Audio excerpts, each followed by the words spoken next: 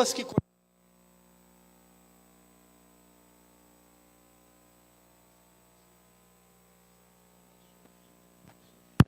Antes de nós entrarmos aí na introdução, eu queria conversar um pouco com você sobre... Eu fiquei pensando sobre essa ideia, pessoas que conhecem, conhecimento, ter contato, conhecer alguém.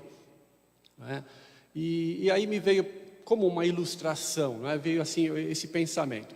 Digamos que você começa hoje a trabalhar numa empresa. Não é? Você começou hoje numa empresa nova, que você não conhece ninguém, você não conhece nada, nem do serviço ali, você vai começar agora a partir de então, ter contato, ter esse conhecimento ali. Logicamente você quer aprender sobre aquele serviço, aquela atividade e as pessoas. Então depois de todo aquele processo seletivo que você passou, você fez exame médico, você levou a sua documentação, está tudo em ordem, hoje você chega no serviço e você começa a trabalhar hoje ali, ter contato com aquelas pessoas. E aí, irmãos, normalmente, as pessoas que já estão lá nessa organização, nessa empresa, e você que está chegando, vai ter sempre aquela política da boa vizinhança, da amizade, não é? Você vai querer receber o novato que está chegando, não é? E se você é o novato, você também vai querer ser muito bem recebido. Então existe aquela disposição até de compartilhar um pouco de si. Então imagina que você chega ali, você foi apresentado aí para o seu novo encarregado, seu novo chefe, não é? A pessoa leva e fala, olha, aqui o setor que você vai trabalhar, as pessoas que estão aqui vão passar para você instruções, o serviço e assim por diante. E aí tanto o chefe, não é? Como eu falei, vai ter uma disposição e talvez vai falar algo, não só a respeito do serviço, mas ele vai falar algo dele também. Eu moro em tal lugar, eu tenho tal formação, tenho tantos filhos, mas vai começar a contar alguma coisa a respeito da vida dele em particular, até para criar essa amizade. Assim como você que chegou ali também vai compartilhar um pouco a seu respeito, não é? As pessoas ali da nova convivência agora também terão essa disposição. Então algumas coisas serão faladas, serão ditas, conversadas, tanto de um lado como de outro, e algumas coisas serão observadas, não é? De repente, a pessoa não vai falar, o seu chefe não vai falar que ele tem carro e que ele vende carro. Mas no dia a dia você vai ver ele sair do estacionamento. Não é? Então, isso ele não precisará falar, porque você vai ver, você vai observar. Os colegas de serviço talvez não precisaram falar que trazem marmita e que almoçam no refeitório, porque isso você vai ver. Percebem-nos? De repente... alguma informação assim sobre que time que o chefe torce. De repente ele não vai falar, mas toda segunda-feira você vai ver ele chegar com a camisa do time dele, se o time dele ganhar no domingo, né? Percebe? Então, é assim que nós começamos a ter conhecimento, não é? Um relacionamento, não é? Algumas coisas são faladas e outras são observadas. Não é? Nós começamos a conhecer no dia a dia, nesse relacionamento, formal ou informal, não é? De repente, eu estou aqui na frente, estou falando para os irmãos o que eu sou, o que eu faço, não é? Da minha família. Isso é uma coisa. Outra coisa, os irmãos verem, não é? Os irmãos convivem comigo aqui na igreja, não é? E os irmãos sabem algo a meu respeito. Tá? Pessoas que conhecem o único Deus vivo e Salvador. Como é que nós conhecemos Deus? Não é? O teor dessa lição, o pastor Christopher Wright está nos mostrando, nos ensinando que realmente é esse relacionamento com Deus que nos leva a ter esse contato, esse conhecimento. Não é? Por quê? Porque Ele se revelou, Ele falou, Ele contou algo a respeito dele, e os irmãos estudaram recentemente, nas últimas lições. Ele se revelou, Ele falou, Ele contou, Ele trouxe as suas características, Ele se apresentou ao povo, e também, não é? Ele demonstra no dia a dia, na convivência, nos seus atos salvadores, não é? Ele demonstra o que Ele faz, quem Ele é. Percebe? Assim nós conhecemos Deus, por esses dois aspectos, porque Deus falou de si, e porque nós vemos e observamos o que Ele faz, quem de fato Ele é. Porque não adiantaria nada eu falar que, olha, eu sou, não é? Palmeirense, mas os irmãos me ver com a camisa do Corinthians, tem alguma coisa errada. Então uma coisa é falar, outra coisa é viver e apresentar. Ok, irmãos? Vamos prosseguir então aí, depois dessa Pequena introdução aí, conhecer a Deus. Conhecer a Deus é ser desafiado a torná-lo conhecido, é ser encarregado do conhecimento que Deus quer que seja compartilhado. O pastor Christopher Wright vai trabalhar nessa linha e vai mostrar para nós que a partir do momento que nós conhecemos a Deus, recebemos esse conhecimento, sabemos algo a respeito de Deus, nós nos tornamos comprometidos em compartilhar agora este conhecimento. É essa a ideia, esta é a linha que ele está nos ensinando. Isso que torna esse conhecimento missional, não é? A ideia de nós termos uma missão. Por quê? Não é? Estamos falando da missão do povo de Deus. A missão, nós conhecemos Deus e devemos torná-lo conhecido a outros. A vontade de Deus de ser conhecido é que torna a nossa missão não apenas imperativa, mas também possível. Veja só, se Deus não quisesse se revelar a nós, se Ele não quisesse falar algo a respeito dEle, que não quisesse demonstrar, aí ficaria difícil, né? Só aquilo que nós vemos. Mas além do fato de que Ele realmente age, também Ele, bondosamente, né? Ele tem o desejo de se apresentar, de se tornar conhecido a nós. Então isso é algo fantástico e interessante. O pastor Christopher Wright, ao preparar esse estudo, diferenciou um pouquinho aí a lógica que ele estava trabalhando.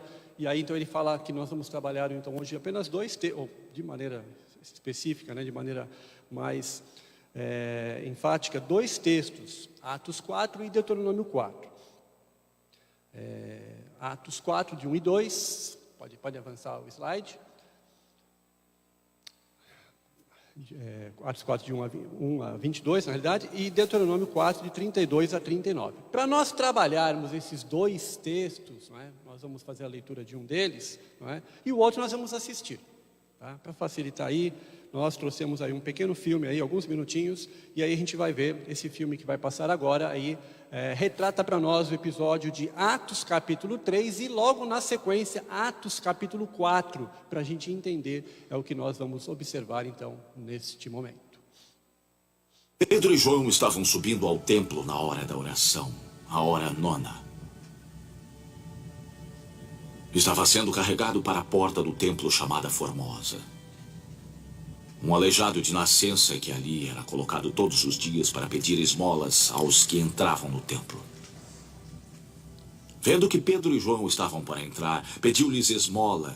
Pedro e João olharam bem para ele e então Pedro disse: Olhe para nós. O homem olhou para eles com atenção, esperando receber deles alguma coisa.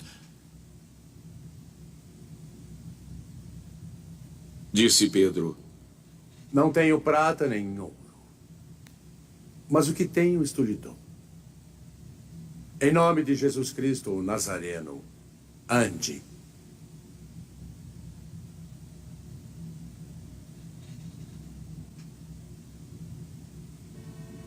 Segurando-o pela mão direita, ajudou-o a levantar-se.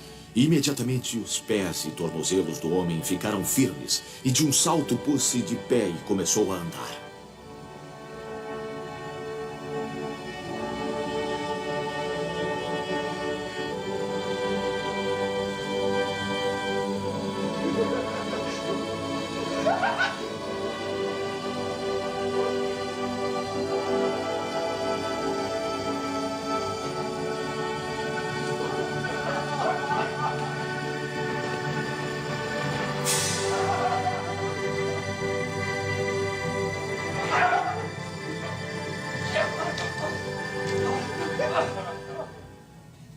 Depois entrou com eles no pátio do templo, andando, saltando e louvando a Deus. Quando todo o povo o viu andando e louvando a Deus, reconheceu ser ele o mesmo homem que costumava mendigar sentado à porta do templo, chamada Formosa. Todos ficaram perplexos e muito admirados com o que lhe tinha acontecido. Apegando-se o mendigo a Pedro e João, todo o povo ficou maravilhado e correu até eles ao lugar chamado Pórtico de Salomão. Vendo isto, Pedro lhes disse: Israelitas, por que isto os surpreende? Por que estão olhando para nós como se tivéssemos feito este homem andar por nosso próprio poder ou piedade? O Deus de Abraão, de Isaque e de Jacó, o Deus dos nossos antepassados, glorificou o seu servo Jesus, a quem vocês entregaram para ser morto e negaram perante Pilatos, embora ele tivesse decidido soltá-lo. Negaram publicamente o santo e justo e pediram que lhes fosse libertado um assassino. Vocês mataram o autor da vida. Mas Deus o ressuscitou dos mortos. Nós somos testemunhas disso. Pela fé no nome de Jesus, o nome curou a este homem que vocês veem e conhecem. A fé que vem por meio dele lhe deu esta saúde perfeita, como todos podem ver. Irmãos, eu sei que vocês agiram por ignorância, como os seus líderes. Mas foi assim que Deus cumpriu o que tinha predito mediante todos os profetas, dizendo que o seu Cristo haveria de sofrer.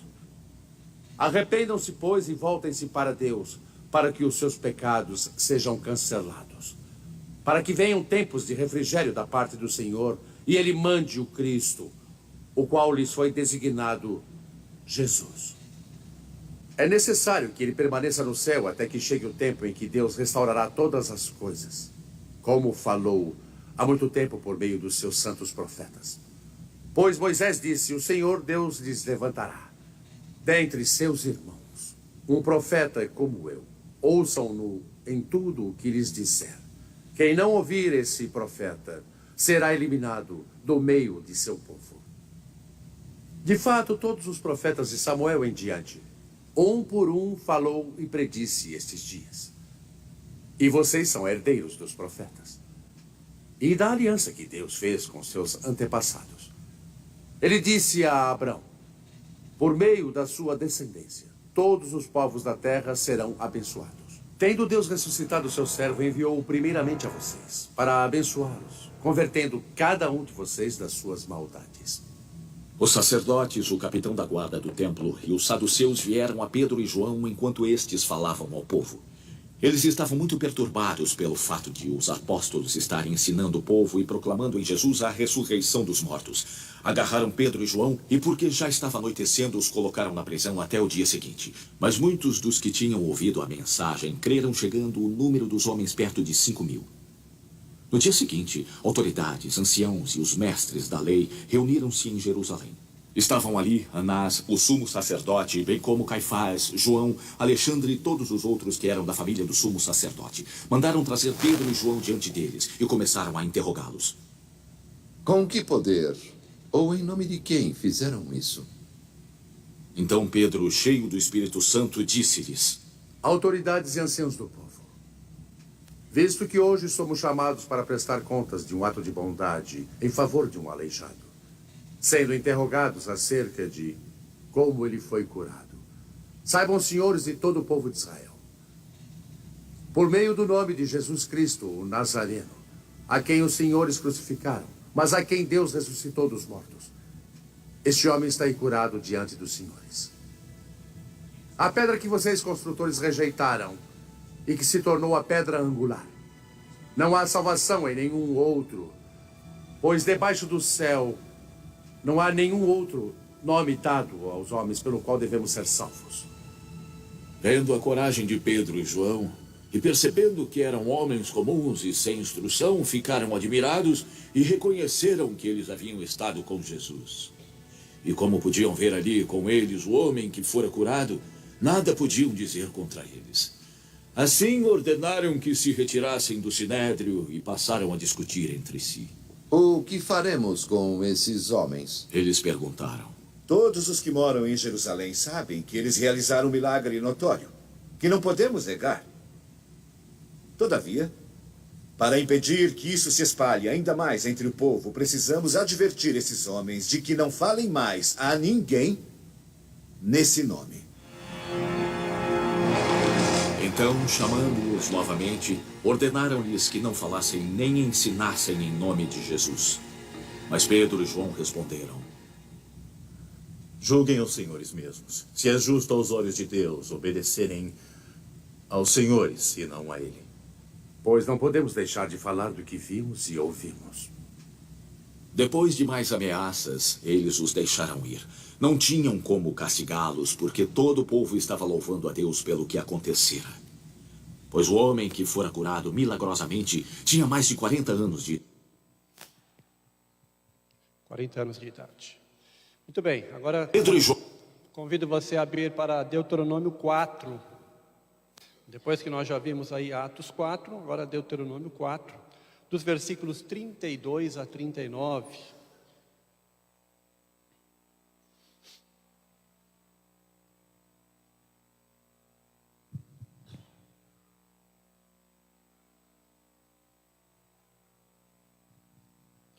Muito bem, diz assim o texto, Deuteronômio 4, do 32 a 39. Perguntem agora aos tempos antigos, antes de vocês existirem, desde o dia em que Deus criou o homem sobre a terra. Perguntem de um lado ao outro do céu. Já aconteceu algo tão grandioso, ou já se ouviu algo parecido? Que o povo ouviu a voz de Deus falando no meio do fogo, como vocês ouviram e continua vivo? Ou que Deus decidiu tirar uma nação do meio de outra para lhe pertencer, com provas, sinais, maravilhas e lutas, com mão poderosa e braço forte, e com feitos temíveis e grandiosos, conforme tudo que o Senhor fez por vocês no Egito, como vocês viram com os seus próprios olhos?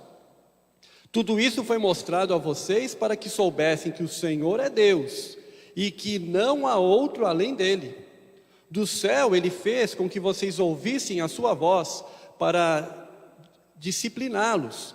Na terra mostrou-lhes o seu grande fogo, e vocês ouviram as suas palavras vindas do meio do fogo. E porque amou os seus antepassados e escolheu a descendência deles, ele foi em pessoa tirá-los do Egito com o seu grande poder, para expulsar de diante de vocês nações maiores e mais fortes, a fim de fazê-los entrar e possuir como herança a terra delas, como hoje se vê. Reconheçam isso hoje e ponham no coração que o Senhor é Deus em cima nos céus e embaixo na terra, não há nenhum outro. Amém, irmãos? Aqui são as palavras de Moisés, e nós vimos lá no filme, não é?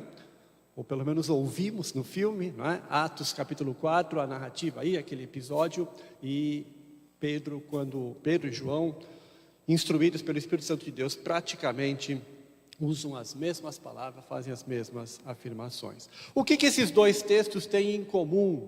Não é? Alguns aspectos nós podemos apontar aí. Primeiro deles, não é? O texto, aliás, o contexto conflitante e desafiador. Contexto conflitante e desafiador. O que passa para nós essa ideia? Eles estavam ali, não é? No caso aí de Atos 4, estavam ali o quê? Pessoas que criam no Senhor, discípulos, Pedro, João, que entenderam que o Senhor é o Salvador, que o Senhor tem todo o poder, né? Que o Senhor realmente abençoa, que o Senhor realmente é o Messias. E do outro lado, aquelas autoridades religiosas, eclesiásticas, que não criam nisso. O contexto desse momento de Atos 4, o que é? Algumas semanas se passaram desde a crucificação do Senhor Jesus Cristo, a igreja em formação, a igreja iniciante, a igreja pregando, anunciando o Evangelho, pessoas se convertendo, mas ainda há muita resistência. Muitas pessoas ainda dispostas a pregar, estou falando das autoridades religiosas, né? A pregar e a insistir, falando, não, está tudo errado. Aquele que morreu na cruz lá era um baderneiro.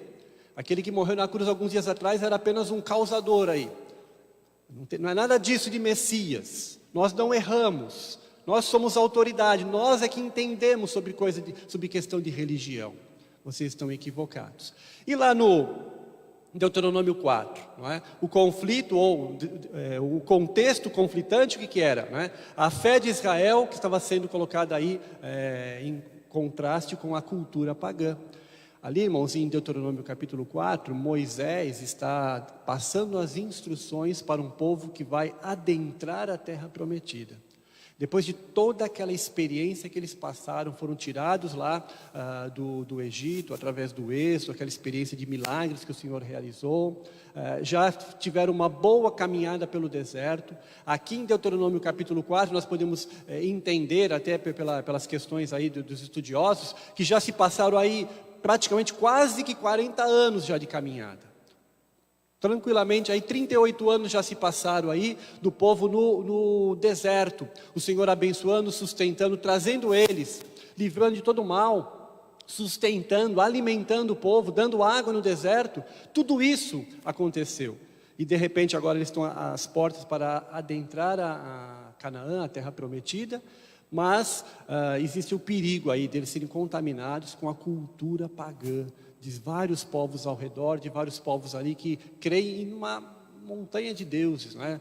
São chamadas culturas politeístas, creem, cultuam, adoram diversos deuses. Então, um contexto conflitante ali entre a fé de Israel e a cultura pagã dos povos. Uma outra característica que nós poderíamos citar aí, em comum entre esses dois textos, de Atos 4 e Deuteronômio 4 também, os autores, tanto Lucas, que escreveu Atos, como Moisés, que escreveu Deuteronômio, os autores se referem a acontecimentos únicos. Acontecimentos únicos. Irmãos, o que fala ali? Nós assistimos ao filme, os irmãos conhecem a passagem, Atos 3 e Atos 4 na sequência. Qual é o episódio, qual é o que acontece ali milagroso? O que acontece em Atos 3, milagroso, que nós acabamos de assistir? A cura de um paralítico. Não é? Isso não acontece todo dia, né? Talvez... Não acontece, irmãos, é um acontecimento único, é um milagre, não é? Lucas está narrando ali um episódio que poucos precedentes ocorreram na história. Lógico, no ministério do Senhor Jesus isso foi mais constante, comum. Mas fora isso, se você tira esse contexto, ou se você tirar as experiências, os milagres operados por Senhor Jesus, isso é único. Não há evidências na história, não há o conhecimento de passagens semelhantes. E a mesma coisa, Moisés, lá no capítulo 4 de Deuteronômio, está narrando, e os irmãos viram aí nos primeiros versículos, ele começa a falar também de algo único. O que foi que aconteceu que Moisés chama a atenção? Ele fala, olha, Deus fez o quê? Tirou um povo de um lugar que era escravo, deu liberdade e levou para outro lugar. Deu terra, deu liberdade. Deus se revelou, Deus se apresentou. Isso nunca aconteceu.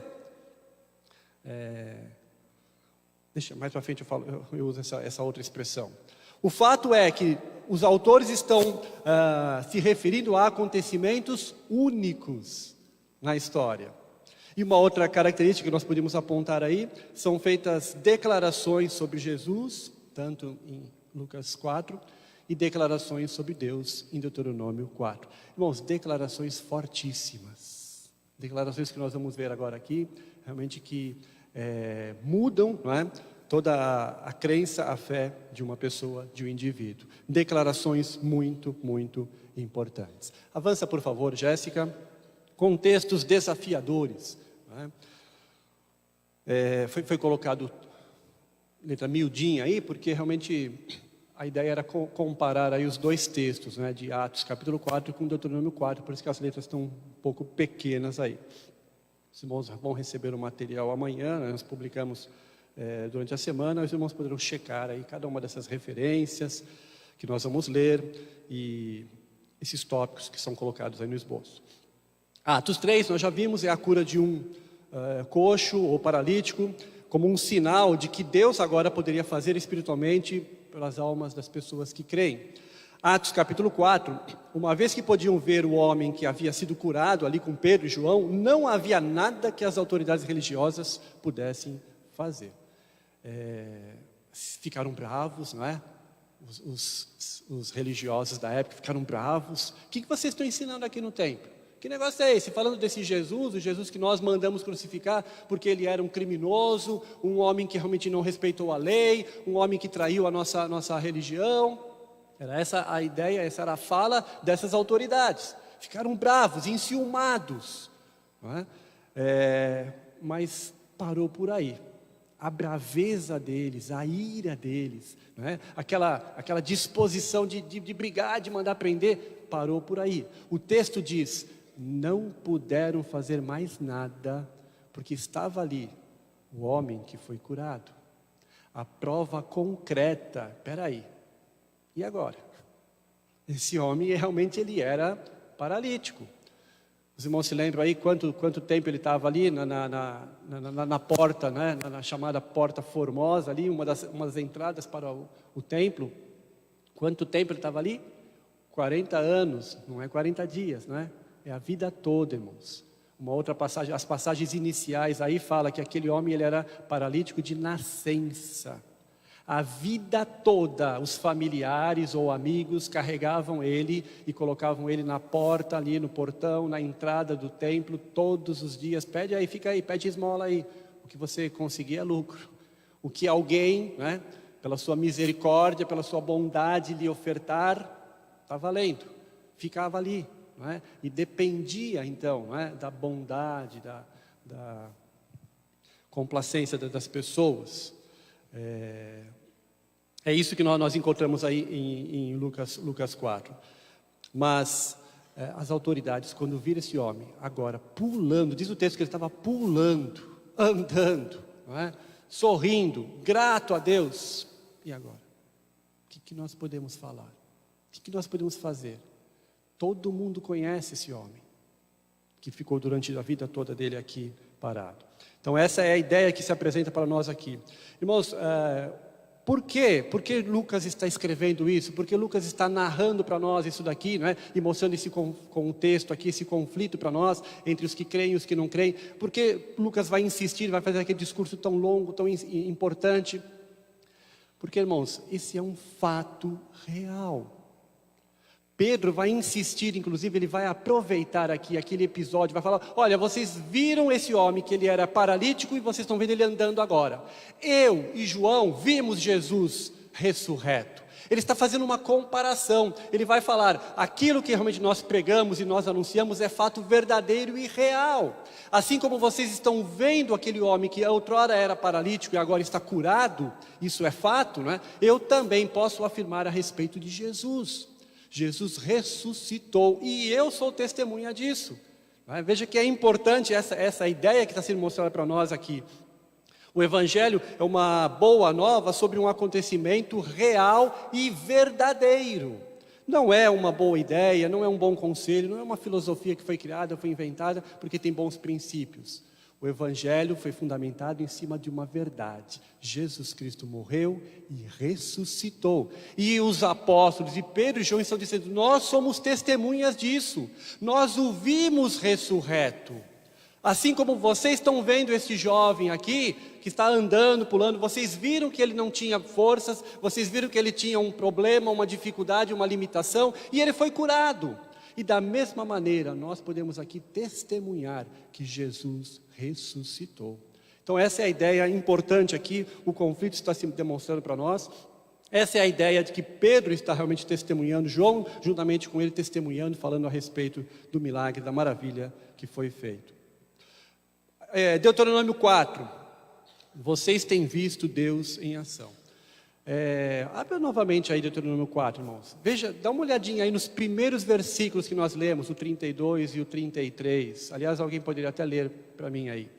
Como é que Moisés começa? Lembrando o contexto aí, Moisés está contando, não é, algumas coisas importantes e ele está preparando o povo. Se você ler em casa depois todo o capítulo 4 de Deuteronômio, você vai ver que ele até, parece que Moisés está chorando quando ele escreveu esse texto, irmãos.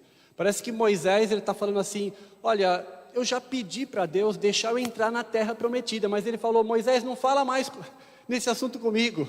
Você não vai entrar, Moisés. Instrui o povo, porque eu já acertei com você, já tratamos isso, Moisés. Não é? E como é que ele começa aí, versículo 32 e 33?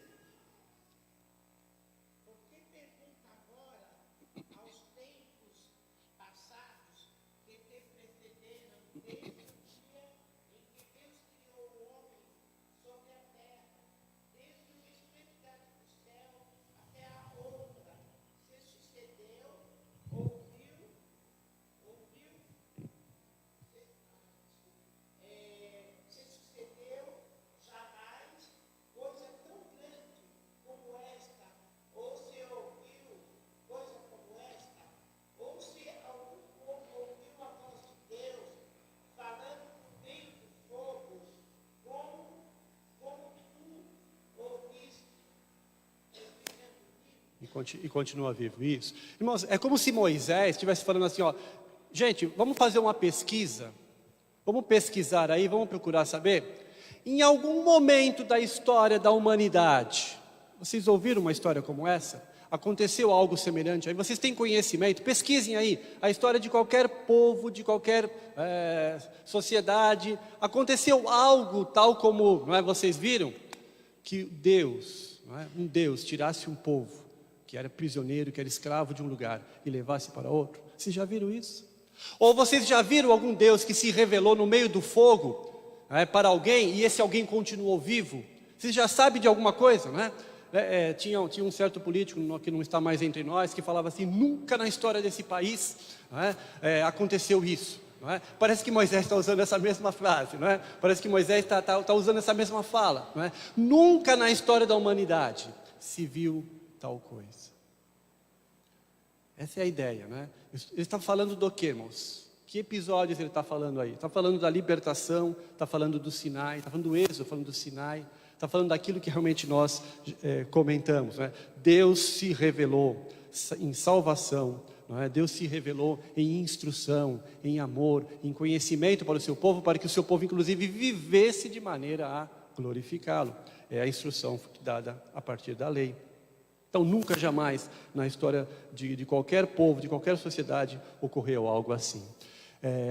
Em resumo, essa ideia de contexto desafiador, nós podemos dizer que ambos os textos apelam aos fatos, às experiências que foram publicamente testemunhadas e acontecimentos inegáveis, como sendo a base para essas afirmações e desafios.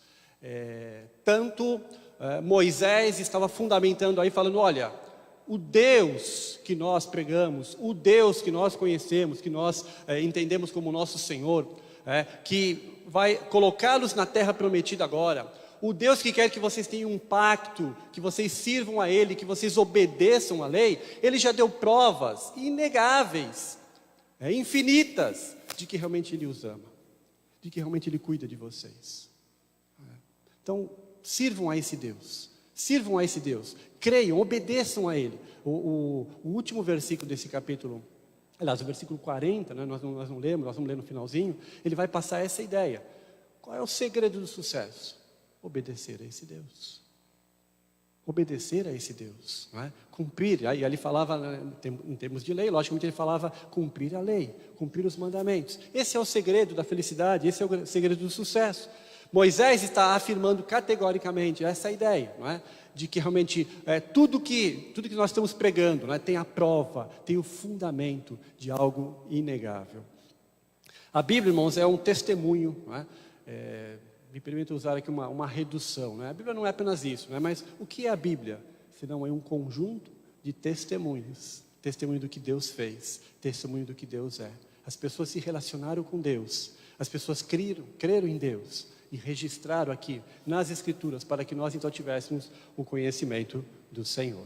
Avança, por favor, Jéssica.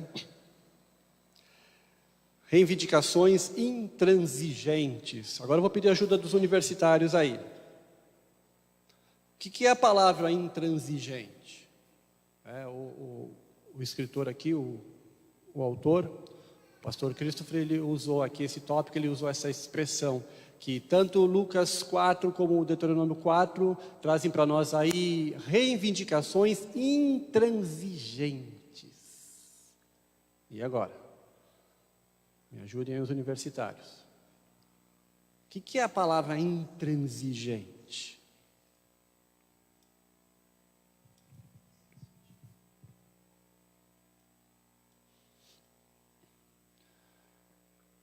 Se o seu dicionário não funcionar, nós não vamos sair daqui hoje, hein?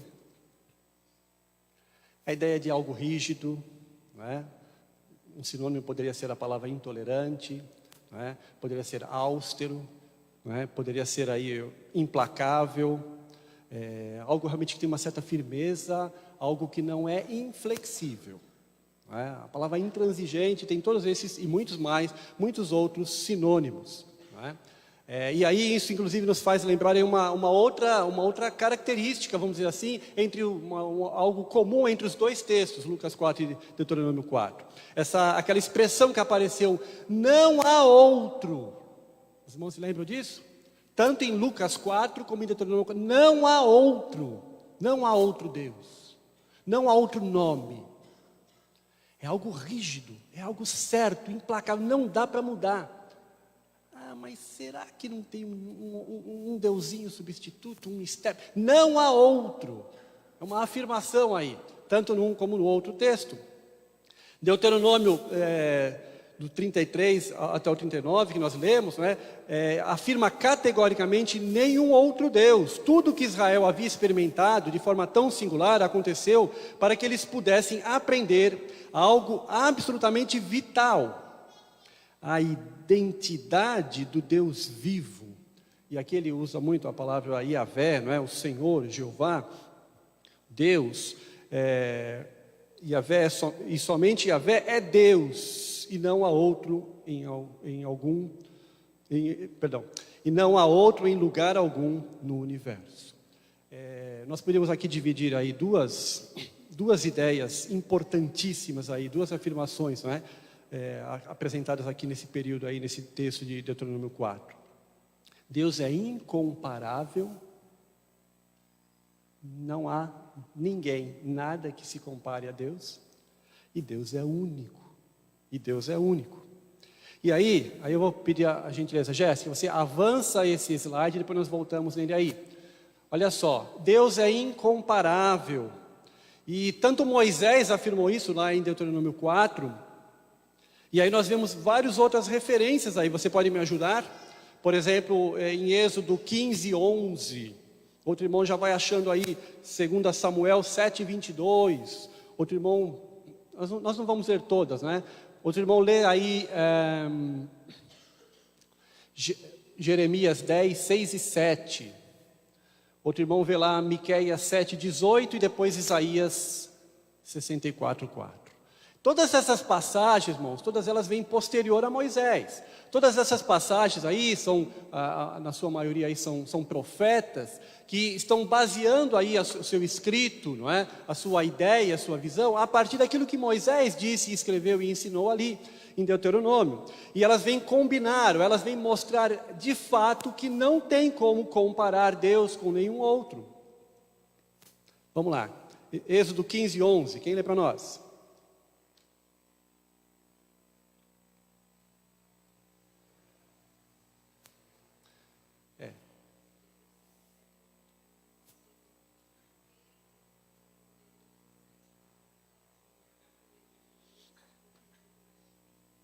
Quem é como tu?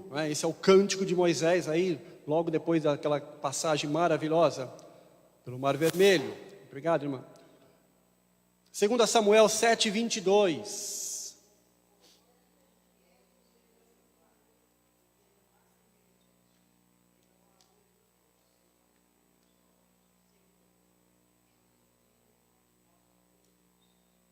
Não há semelhante a ti.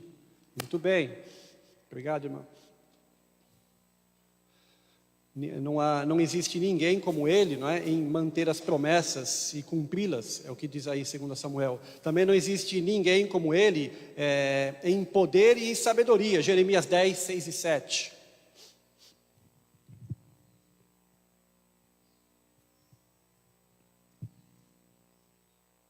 Quem lê para nós?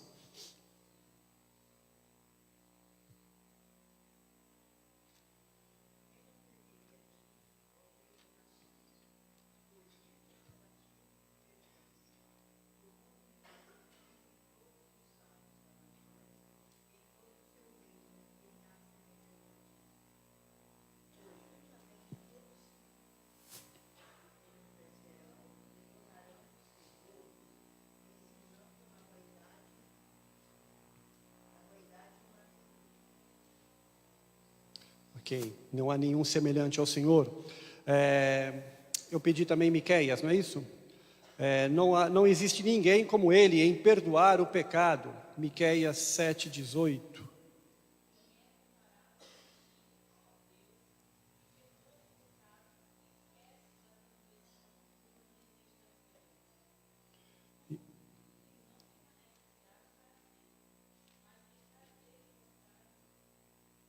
Isso, obrigado. Quem que pode se comparar ao Senhor? Não é? Deus perdoador como esse. Eu me recordei agora, né? Agora que me veio a lembrança uma passagem, mas aí eu não pesquisei e não vou afirmar. O irmão se lembra, há uma passagem, eu acho que é em Miqueias mesmo, que ele fala assim, que Deus pega os nossos pecados e lança no fundo do mar. O pastor lembra dessa? Acho que é Miqueias mesmo que fala isso, não é? Que Deus, ele pega os nossos pecados e lança no fundo do mar. E ele ainda fala assim, e jamais me lembrarei, e não me lembrarei, né? Acho que é em Miqueias mesmo que tem essa passagem. E aí eu me lembro então de uma ocasião que eu usei esse versículo numa mensagem, e eu falei assim, imagina que realmente Deus fez isso, ele teve teu grande amor, fez essa obra redentora, pegou o meu e o seu pecado, lançou lá no fundo, nas profundezas do mar, não é? E aí, irmãos, imagina que aqui é a praia, né?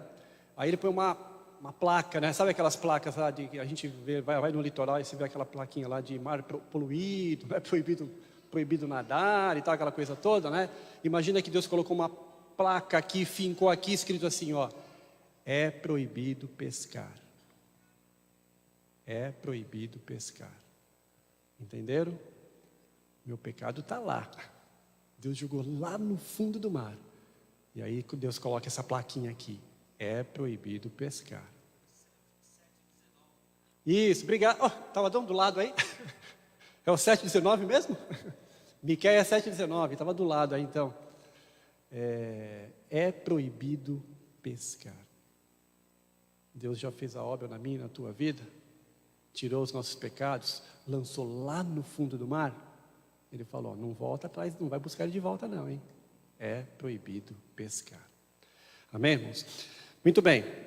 E aí eu pedi para ler também Isaías 64:4. Não existe ninguém como ele em enviar o seu poder salvador. Não é? Isaías 64:4.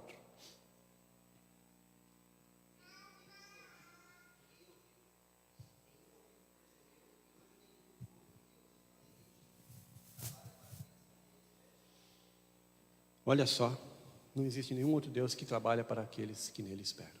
Olha só que bênção, não é? Tem um poder salvador dispensado a mim e a ti. Outra afirmação, mais um slide, Jéssica, por favor, avança. Deus é o único. E aí, irmãos, coloquei apenas parte do versículo aí. Em 1 Samuel 2:2 nós lemos, não há ninguém como santo como o Senhor. 1 Reis 8:60, o Senhor é Deus e que não há outro. Isaías 45:5 e no 18 também, né? Além de mim não há Deus. Joel 2:27, eu sou o Senhor, vosso Deus, e não há outro. No escrito de Moisés, e aí pode voltar, por favor, 2 slides, Jéssica. No escrito de Moisés, lá em Deuteronômio 4, a reivindicação intransigente, não é? Ou rígida, não é? Que tem que ficar firme para mim e para ti. Que ele está comunicando ao povo naquela época, naquele momento, e tem que ficar para nós também, não é? É essa visão geral aí importante, não é? Nenhum outro Deus. Não há ninguém que se compare, não há outro Deus, ele é único, não é? Ele é único. O pastor Christopher usa uma outra referência também, ele fala assim, saber que Deus é o único Deus é suficiente? Aí ele nos faz lembrar de Tiago 2,19. Né? Tiago 2,19 diz que os demônios também sabem disso. Os demônios também sabem que Deus é único. Mas tem algo mais, diz que eles temem. Eles tremem. Então, não podemos parar aqui nessa ideia, então eu entendo, eu sei, eu reconheço, Deus é o único, não existe outro, aqueles ídolos dos povos, aquela idolatria pagã de toda aquela comunidade, daquela sociedade antiga, é tudo falso, realmente não existe. Ok, sabemos tudo isso, mas é importante que haja o temor da nossa parte, haja essa compreensão, e esse conhecimento se transforme realmente numa prática, então, de reverência a Ele, de conhecimento e crer e tremer, assim diz a palavra do Senhor. Em Atos capítulo 4, nós vemos Pedro trabalhando na mesma direção, no mesmo sentido. Aí em Atos capítulo 4, nós temos o famoso versículo 12, talvez você saiba decor, Atos 4:12. Em nenhum outro há salvação, porque também debaixo do céu nenhum outro nome há dado entre os homens pelo qual devamos ser salvos. Não é? Pedro afirmou isso categoricamente. Não é? Ele aproveitou aquele contexto todo, aquela experiência toda ali. Não é? Olha, esse paralítico foi curado aqui não foi porque eu sou bonzinho, ou porque eu sou bom, ou porque eu tenho algum poder, alguma maravilha. Foi o nome de Deus, foi o nome de Jesus Cristo que fez essa obra, que fez esse milagre, esse sinal maravilhoso. E ele aproveitou a ocasião para pregar. Ele aproveitou a ocasião para ensinar todo o povo que se reuniu ali na entrada do templo, e no dia seguinte, lá os julgadores, os juízes que se reuniram no Sinédrio para condenar Pedro e João. Ele aproveitou aí, foi incisivo, foi forte, foi intransigente e falou: não há outro nome. Não podemos realmente negar essa realidade. Em nenhum outro nome há salvação. Jesus Cristo realmente é o Senhor. Paulo estava tomando as verdades que ele e todos naquele salão criam a respeito de Yahvé, e estava aplicando com tranquilidade a Jesus. Jesus agora ocupa o lugar de único Salvador de todos. Jesus é agora o nome que carrega o mesmo poder único, divino e salvador, assim como o nome do Senhor dos Exércitos. Ok, estou só confirmando uma referência. O último tópico que nós vamos, agora sim, Jéssica, avança por aqueles dois, isso, mais um, absoluta lealdade. Bem, irmãos, diante de tudo isso que aconteceu aí, tanto em Atos 4 como em Deuteronômio 4, nós nos paramos então agora com a conclusão, com o resultado. Ora, se nós vimos aí toda aquela firmeza, não é, nas afirmações, até aquela, como nós falamos, intransigência, e o que fazer com esse conhecimento então do Deus Santo, do Deus vivo? Em Atos capítulo 4, não é, nós chegamos à conclusão ali nos escritos de Lucas que não podemos deixar de falar. Essa foi a frase inclusive usada por Pedro e João. Quando eles foram questionados pelo Sinédrio, pelas autoridades religiosas: vocês estão pregando o nome daquele homem que morreu, aquele baderneiro e tal, como é que é isso? Por que vocês estão fazendo isso? Que autoridade vocês têm? E aí, irmãos, a Bíblia diz que Pedro e João estavam dizendo acerca de Jesus, estavam dizendo realmente com muita propriedade. É interessante, irmãos, nós paramos para pensar aqui o seguinte: a afirmação que Pedro e João fazem aqui nesse momento, se você tirar o nome de Jesus dessa afirmação e colocar o nome de Yahvé, Jeová, o Deus de Israel, você vê que isso daria uma tranquilidade. Que autoridade religiosa judaica iria brigar com Pedro? Ninguém. Ninguém. Que autoridade iria questionar? Porque afinal de contas, o Deus de Israel realmente se apresentou em todo o Velho Testamento como Salvador do seu povo. O Deus de Israel realmente é aquele que redime o seu povo. É aquele que nós temos visto no nosso estudo ao longo dessas semanas. É aquele que prometeu, inclusive, alcançar os que estão de fora, os gentios também, não só o povo de Israel. Então aqui, o pastor Christopher Wright chama a nossa atenção para o fato de que se Pedro tivesse simplesmente apresentado e falado: eu prego o nome do Deus de Israel, sem problemas. O fato é que ele colocou o nome de Jesus. Ele aplicou aquelas verdades do Velho Testamento à pessoa de Jesus. Ele entendeu, é Jesus. Esse Salvador prometido em todo o Velho Testamento é Jesus. E é Ele o único nome pelo qual devemos ser salvos. Por isso nós vamos continuar a pregar. Absoluta lealdade. A partir do conhecimento que eu tenho, a partir da experiência que eu tenho, a partir de tudo aquilo que eu vi, vocês também viram. Vocês não podem negar. Olha aqui um exemplo. Olha o paralítico. Olha o milagre que aconteceu na vida dele. Esse poder não está em mim. Esse poder está em Jesus. Então nós vamos continuar pregando, sim. Ou autoridades, vocês mesmos podem julgar o que eu, o que João, o que os demais apóstolos poderíamos fazer diante de um Deus tão grandioso que opera milagres. Vocês mesmos podem dizer se nós estamos certos ou errados em continuar pregando no nome de Jesus. Vocês acham que nós vamos obedecer vocês? Sendo que o nosso Deus é poderoso? Sendo que o nosso Deus nos comissionou a pregar e a anunciar? Julguem entre vocês mesmos. Jesus é o único Salvador e Senhor, ou Ele não é. E se é, logo, junto com Pedro e João, somos chamados a defendê-lo com total lealdade e testemunho inabalável. Isso é para mim e para ti.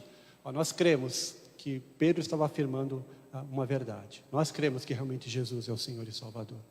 Então eu e você temos que nos unir à mesma fé, à mesma convicção, à mesma lealdade que Pedro e João estavam dispostos ali a servir ao Senhor. Eu e você somos chamados então a incorporar, a aceitar esta missão. Conhecemos o Deus? Conhecemos, sabemos, porque Ele se revelou a nós, porque Ele fala ao meu e ao seu coração. Porque Ele age, Ele deu provas, Ele salvou a mim e a ti. Não é? E a cada dia Ele cuida de nós. Não é? Somos testemunhas. Quando a gente se reúne aqui aos domingos, cantamos louvores, naquele momento estamos cantando, os irmãos que estão ministrando estão nos fazendo lembrar as experiências que vivenciamos durante toda a semana, o cuidado que o Senhor teve para conosco durante toda a semana. Nós estamos cantando aqueles louvores, estamos pensando, é verdade, Senhor, é verdade. O Senhor esteve conosco, o Senhor me ajudou naquela questão, naquela outra. Olha, eu estou com alguém enfermo em casa, mas eu estou aqui. Não é? Há tantas outras situações muito, muito piores.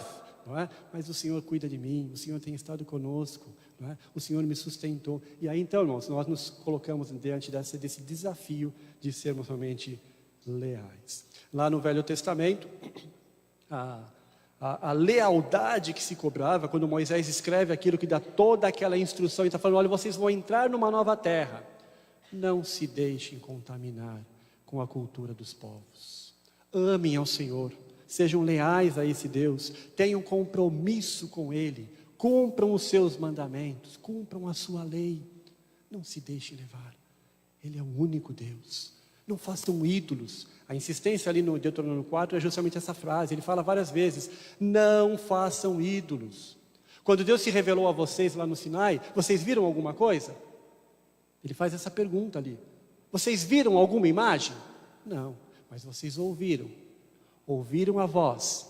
Então ele insiste muito, ele fala, não façam então imagem de ídolo, não adore, não sejam como as outras nações que fazem imagem de madeira, de pedra, de metal, e se prostram diante desses, ou então ficam olhando para o sol, e se prostram diante do sol, adorando o sol, como se fosse o sol. O Deus invisível, né? Mas que é real, porque vocês sabem o quanto Ele fez na vida de vocês, do povo de vocês, e assim por diante. A absoluta lealdade é o compromisso, então, que temos diante desta verdade. Um só Senhor, um só amor, uma só lealdade era o desafio em Deuteronômio. Um só Senhor, um só nome, um só Salvador, o desafio que nos foi colocado no livro de Atos. A gente vai ler o resuminho aí, estamos finalizando, e aí tem aí uma oportunidade, um tempo, irmãos. Nós vamos colocar duas questões para que eu gostaria que os irmãos me ajudassem, para a gente tirar realmente uma aplicação de tudo isso que temos aprendido, temos estudado.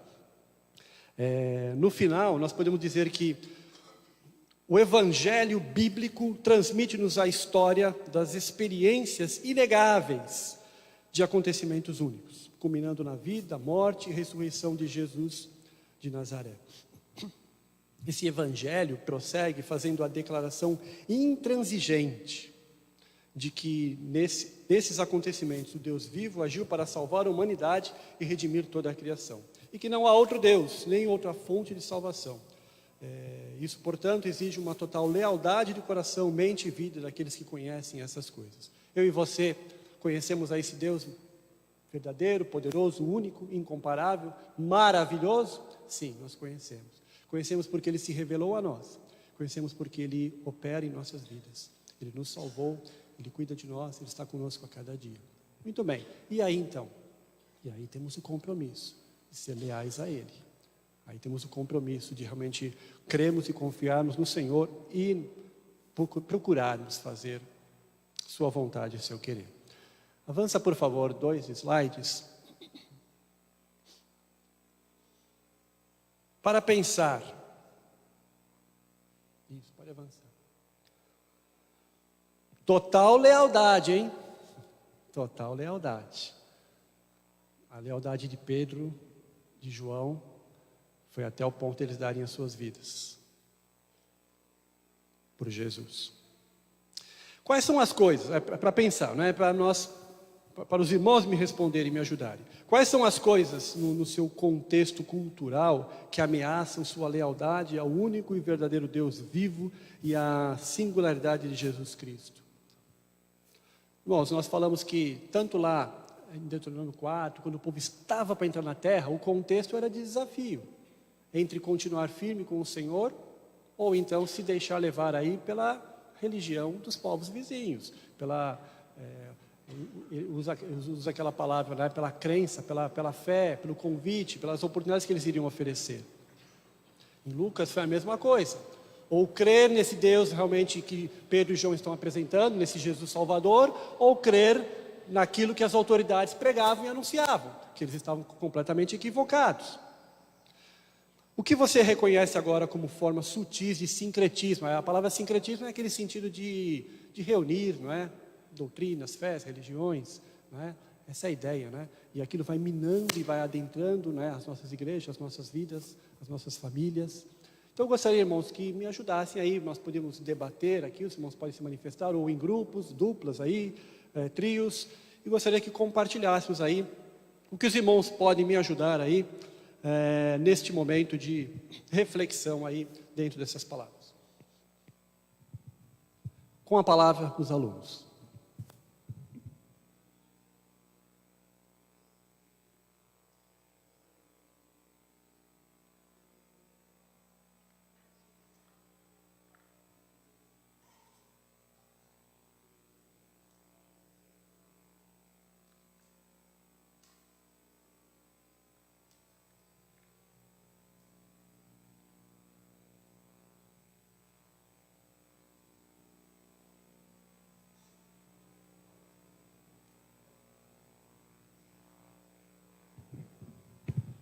Se os irmãos quiserem se deslocar, alguém, conversar e tal, formar algum duplo, trios aí, não é?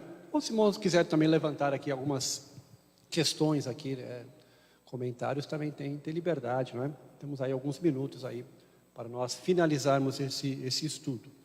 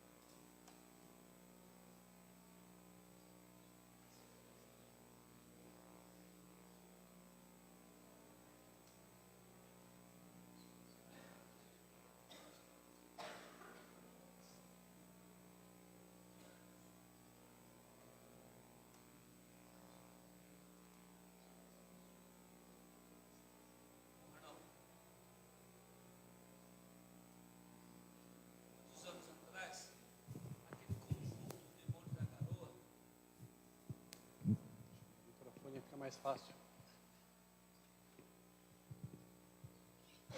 Muitos anos atrás, aquele grupo Demônio da Garoa que fez aquela música Uma Hora em Jaçanã, um deles se converteu e formou o grupo Nazareno. E eles cantaram uma música que dizia assim: a ciência se multiplicando, tirando do homem a visão dos céus.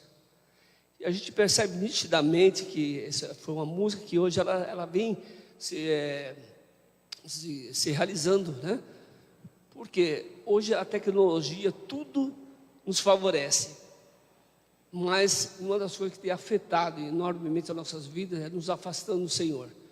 E é uma luta para que a gente possa manter uma vida com Deus. Porque na realidade a gente acorda, sabe que a gente precisa manter uma vida de comunhão com o nosso Deus.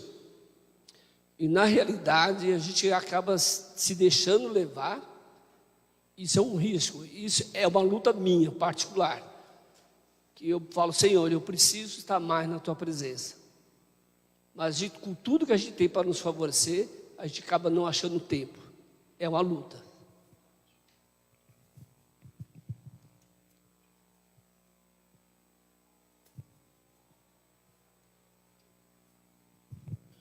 O irmão falou uma coisa muito interessante, essa questão da tecnologia, da falta de tempo.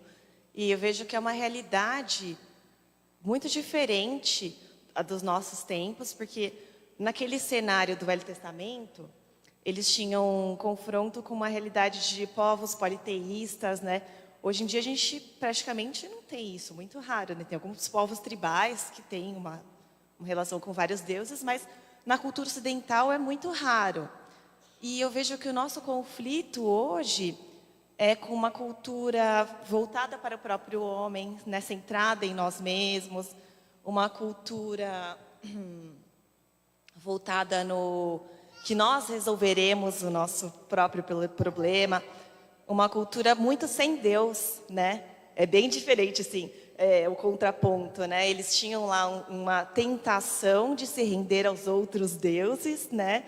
E hoje em dia parece que a nossa tentação é render-se ao não a Deus, né?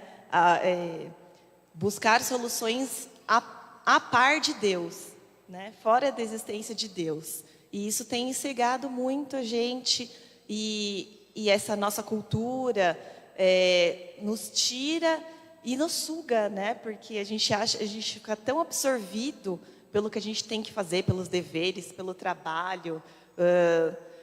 E isso é bombardeado, né, em todos os meios de comunicação, toda a cultura, né, na internet, na televisão. O que a gente precisa fazer é trabalhar, é ser um bom profissional, é ser bem-sucedido, é comprar aquele carro que passa na propaganda, tal. E aí, quando a gente vê, a gente ficou tão ocupado com isso que a gente cedeu a essa tentação, né, do viver sem Deus, né? Que é o que está sendo é a tentação que é oferecida para a gente nos dias, grande tentação oferecida para a gente nos dias de hoje, né?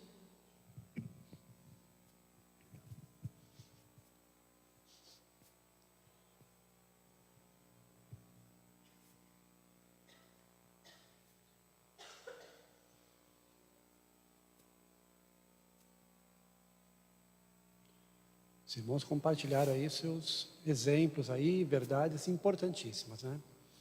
Tecnologia realmente acaba sendo aí um grande adversário nosso, ocupando boa parte, né, da nossa rotina, do nosso viver, né? Nós nos vemos envolvidos aí. A Renata colocando aí a ideia de que realmente nós hoje não temos que enfrentar deuses no sentido de ídolos, né? Mas o perigo de nós nos tornarmos o nosso Deus. Eu sou Deus, eu sou meu Deus. Eu adoro a mim mesmo. As minhas razões, as minhas prioridades, as minhas necessidades, os meus interesses, é verdade, se tornou aí um Deus. Eu adoro a mim mesmo. Mais algum irmão nos ajuda aqui nessa reflexão, Jeremias?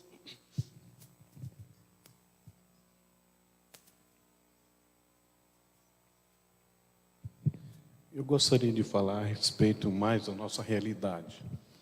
No trimestre passado nós estudamos as 9 marcas da igreja. E eu fiquei analisando da nossa igreja local. Eu tenho me preocupado com a nossa vida atual da nossa igreja, que nós estamos passando. A igreja católica, ela prima pela maneira deles cultuar os deuses dele. O pessoal do candomblé, eles, antes de cultuar, eles paramentam, eles se vestem, eles têm um rito, eles têm um cuidado com isso. Agora nós como igreja, que nós conhecemos o Deus vivo, de que maneira nós estamos fazendo? De que maneira nós estamos cultuando? Porque nós temos o Deus único e verdadeiro, nós sabemos disso através da igreja. A nossa igreja tem cerca de 300 membros. nós estamos reunidos para estudar a Bíblia. Não tem 15% dos membros da igreja aqui. Então, isso não é hoje, já há alguns domingos. E nós temos apresentado desculpa. Não, é porque houve um negócio ali, é porque houve uma coisa acolá, um final de semana prolongado. Na realidade, eu fico preocupado que, na verdade, nós estamos desinteressados no que a palavra tem a nos dizer. Talvez a palavra, quando ela diz para a gente, são palavras duras e nós não conseguimos ouvir e aceitar e absorver. Eu estava pensando aqui também, Agnaldo, que há um ano atrás, esse número que nós temos aqui era praticamente uma classe. Sabe? Era praticamente uma classe. Então a gente está vendo, eu tenho olhado, eu não sei se eu estou sendo muito exigente, mas eu tenho olhado uma certa, uma maneira, parece que nós estamos anestesiados com relação à palavra de Deus. E se nós não estudarmos a palavra de Deus, nós não vamos saber. Ontem eu estava conversando com um amigo meu e com o irmão, no evento que eu fui. Então nós estamos assim, sabe? Nós vamos para a igreja, queremos não servir mais, ser servido. Você quer chegar na igreja, você quer uma boa música, você quer um bom lugar na igreja, ver se está tudo limpinho, sabe? Então nós estamos partindo para isso, nós não estamos arregaçando mais a manga e estamos trabalhando, estamos fazendo, nos envolvendo, procurando desenvolver a nossa vida espiritual. Então, me preocupa muito, sabe, essa maneira meio que de inércia que a nossa igreja está atravessando. Eu estou falando da nossa igreja mesmo, porque é isso que comprova. Nós estamos, chega de 300 membros na igreja, não chega a 20% dos irmãos que vêm para aprender, para estudar a palavra. Agora, isso não é nenhum tipo de julgamento da minha parte, mas é uma constatação.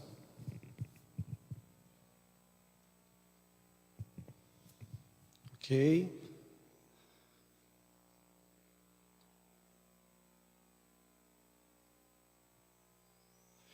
Bom, Jeremias observou então o fato de que realmente nós temos que, cada um de nós, olhar realmente para o nosso compromisso, se estamos ou não sendo leais. Né? É o último tópico do estudo que foi apresentado. Realmente o compromisso meu com o Senhor e com a obra local, a igreja local e de cada um dos demais membros. Né? Eu apenas discordo do irmão que a porcentagem talvez não seja essa, mas são olhares, não é? São olhares diferentes. Não é? Mais algum irmão? Nós vamos estar finalizando esse momento de aula, de estudo, de trabalharmos aí a missão do povo de Deus, não é? No dia de hoje, com essa temática, pessoas que conhecem o Deus vivo e Salvador, não é? Pessoas que conhecem. Se nós conhecemos, como o irmão falou, o grande desafio, né? O que fazemos, né, para conhecer cada vez mais? Para conhecer mais, irmãos, é o nosso viver, é o nosso relacionamento e o nosso estudo da palavra, que não pode jamais, sem dúvida nenhuma, ser negligenciado. Se nossos irmãos, se alguns dos nossos irmãos estão negligenciando, não é? É dever nosso, então, como irmãos, realmente, né, nos preocuparmos e buscarmos realmente nos achegar uns dos outros, para que realmente essa situação seja revertida. Não é? Para que realmente nós que estamos firmes porque estamos aqui. Não é? Lógico que o estar aqui também não é sinal de firmeza. Não é? Lógico que o estar aqui pode não ser, mas se estamos aqui, se estamos firmes com o Senhor, que possamos ser instrumentos para que outros mais também se firmem e compareçam. Pessoas que conhecem o único Deus vivo e Salvador. Eu tinha citado, eu vou ler então, tinha falado que ia deixar para ler no final, o último versículo desse trecho de Deuteronômio 4, que na realidade não é o último do capítulo, mas é o último desse tópico aqui, não é? O versículo 40, Moisés falava: obedeçam aos seus decretos e mandamentos que hoje eu lhes ordeno, para que tudo vá bem com vocês e com os seus descendentes, e para que vivam muito tempo na terra que o Senhor, o seu Deus, lhes dá para sempre. Naquela época de lei, naquela época de norma rigorosa, não é? Moisés não tinha outra coisa a não ser falar isso: cumpram a lei, obedeçam a lei. Vocês vão entrar na terra, vocês vão entrar na terra que vocês estão ganhando gratuitamente pela graça do Senhor. Não é? Cumpram, obedeçam, cumpram os mandamentos do Senhor. Hoje não se trata de lei rigorosa, né? Vivemos hoje o período da graça, mas, irmãos, a instrução a nós dada pelo Senhor é a mesma. Não é? Me conheçam, estudem a palavra e cumpram realmente os meus mandamentos. Hoje sabemos que o mandamento de Jesus se resumiu em amar a Deus acima de todas as coisas e ao próximo como a si mesmo. Então hoje a instrução, a ideia é a mesma, não é?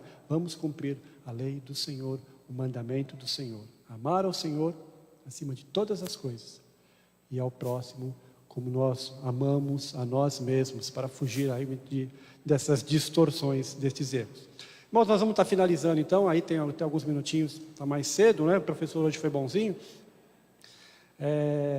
E lembrando que tem almoço, não é? Lá embaixo, hoje é estrogonofe. Pode colocar aí a propaganda, Jéssica. Tem aí uma saborosa refeição preparada aí com muito carinho pelos irmãos. Estrogonofe, é isso mesmo. Estrogonofe para o dia de hoje. Vamos ficar de pé, irmãos, com uma palavra de oração. Nós estaremos finalizando. Agradecemos a sua presença.